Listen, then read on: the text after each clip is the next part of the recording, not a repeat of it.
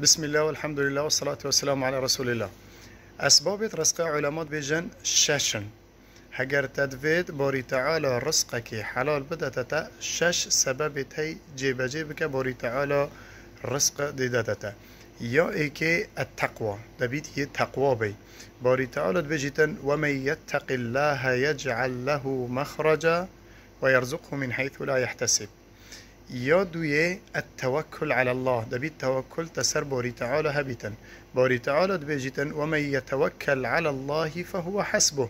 حديثش بيغمبر صلى الله عليه وسلم أدبيجتا لو تتوكلون على الله حق توكله لرزقكم كما يرزق الطيرة.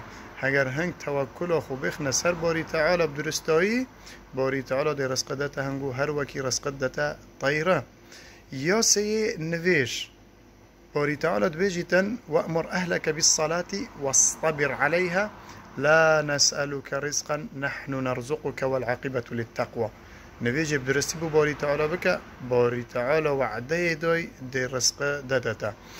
يا چاره الاستغفار بردوام ببيج استغفر الله واتوب اليه استغفر الله واتوب اليه. بوري تعالى دبيجتا فقلت استغفروا ربكم إنه كان غفارا يرسل السماء عليكم مدرارا ويمددكم بأموال وبنين ويجعل لكم جنات ويجعل لكم أنهارا. يا بينجي الإنفاق خودتو چند فقیر بی روزانه اگر محاوله بکی یا هر دو سوی روز جارک هفته جارک چشتک بک خیر خونو که کرک قصبه بیتن خونو که چشتک زی ربعک بیت 1000 دینارک بیتن نانک بیت بو جینار خوب بی یگرم بس نفقه که بکه چشتک بکه صدقه بکه خیر باری تعالی دی رزق دادتا. باری تعالی بجیتن وما انفقتم من شیء فهو یخلفه. باری تعالی باتی و نفقی باری تعالی دی رزق دادتا.